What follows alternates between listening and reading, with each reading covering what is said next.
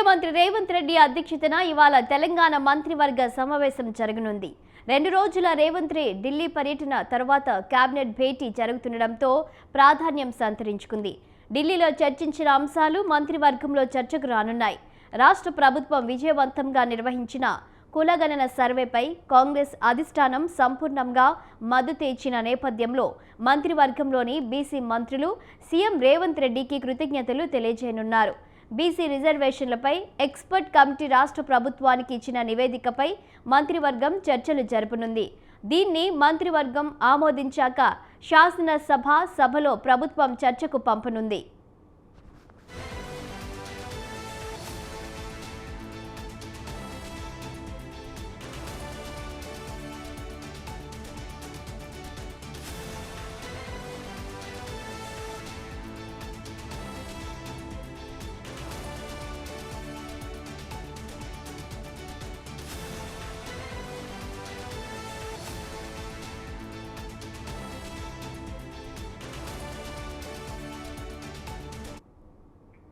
High court ఆదేశాలకు లోబడి September చివరి నాటికి స్థానిక సంస్థలకు ఎన్నికలు నిర్వహించాల్సి ఉంది.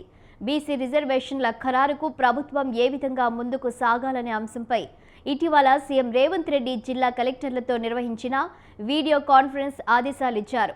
ఈ ఆదేశాలను క్షేత్రస్థాయిలో అమలు చేసేందుకు జిల్లా ఇన్ఛార్జ్ మంత్రులకు దిశానిర్దేశం చేయనున్నారు. తాజాగా రాష్ట్రంలో కురుస్తున్న భారీ వర్షాలు, పంటల సాగు ఇబ్బందులు, రేషన్ కార్డుల పంపిణీ, ఇందిరమ్మ ఇల్లు, భూభారతి వంటి కార్యక్రమాలు అమలు తీరుతెన్నులను మంత్రివర్గ సమావేశంలో చర్చించనున్నారు.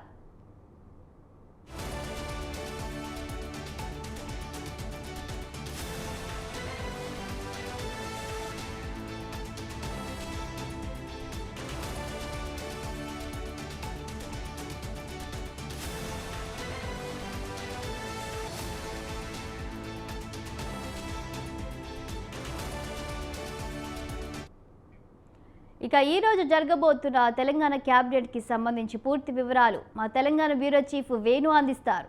వేణు, తెలంగాణ కేబినెట్ సమావేశం ఈ రోజు సచివాలయంలో 4 గంటలకు జరగనుంది. ముఖ్యమంత్రి రేవంత్ రెడ్డి అధ్యక్షతన ఈ సమావేశం జరగబోతోంది. ఈ సమావేశంలో ప్రధానంగా స్థానిక సంస్థల ఎన్నికలపైనే ప్రధానంగా చర్చ జరగనుంది. ఒకవైపు ఇప్పటికే కేంద్రానికి ఇటు అసెంబ్లీలో బిల్ పాస్ చేసి 9వ షెడ్యూల్లో చేర్చాలంటూ కేంద్రానికి కూడా బిల్లు పంపడం జరిగింది. మరోవైపు ఆర్డినెన్స్ కు సంబంధించి కూడా పంచాయతీరాజ్ చట్ట సవరణ చేస్తూ ఆర్డినెన్స్ ను కూడా ఇటు ముసాయిదా కాపీని గవర్నర్ కార్యాలయానికి పంపారు. అయితే గవర్నర్ కూడా ఇప్పటికీ దీనిపై ఎలాంటి నిర్ణయం తీసుకోలేదు. ఇటు కేంద్ర ప్రభుత్వం కూడా ఎలాంటి నిర్ణయం తీసుకోలేదు. ఈ నేపథ్యంలో ఎలా స్థానిక సంస్థల ఎన్నికలు నిర్వహించాలి అనే దానిపైనే కేబినెట్ ప్రధానంగా చర్చించనుంది.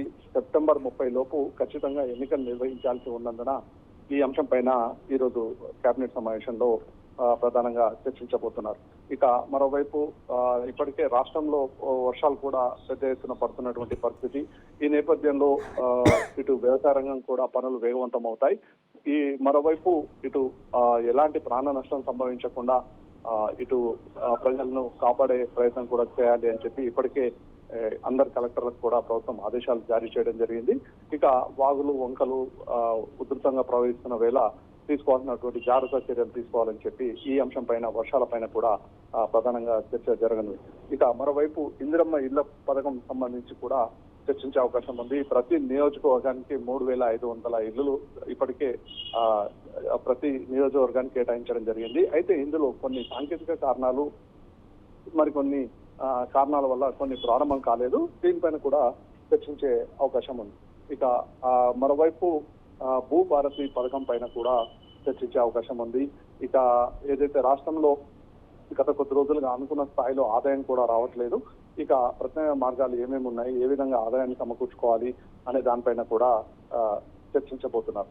గత కొద్ది రోజుల కిందటే కేబినెట్ సబ్ కమిటీ కూడా సమావేశమైంది. ఈ కేబినెట్ సబ్ కమిటీ కూడా ప్రజలపై భారం వేయకుండా ఏ విధంగా ఆదాయం సమకూర్చుకోవాలి అనే దానిపైనే దృష్టి సారించాలని చెప్పి ఇటు అధికారులతో కూడా చర్చలు జరపడం జరిగింది. ఇక మరోవైపు రేషన్ కార్డుల పంపిణీ కూడా వేగవంతం చేయాలని చెప్పి రాష్ట్ర ప్రభుత్వం నిర్ణయించింది. ఇక ఈ రోజు నుండి 15 రోజుల పాటు ఈ రేషన్ కార్డుల పంపిణీ చేయబోతున్నారు. దీనికి సంబంధించి కూడా ఈ పంపిణీ సందర్భంగా కూడా ప్రతి ఇన్ఛార్జి మంత్రి కూడా ఖచ్చితంగా ప్రతి నియోజకవర్గంలో పాల్గొనాలని చెప్పి ఇప్పటికే ముఖ్యమంత్రి ఆదేశాలు ఇచ్చారు. ఇక రేషన్ కార్డుల పంపిణీ, అలాగే ఈ కొత్త రేషన్ కార్డులకు సంబంధించి ఇంకా వచ్చేటువంటి అప్లికేషన్లను ఏ విధంగా పరిష్కరించాలి అనే దానిపైన కూడా చర్చ జరిగే అవకాశం కూడా ఉంది. Thank you Venu.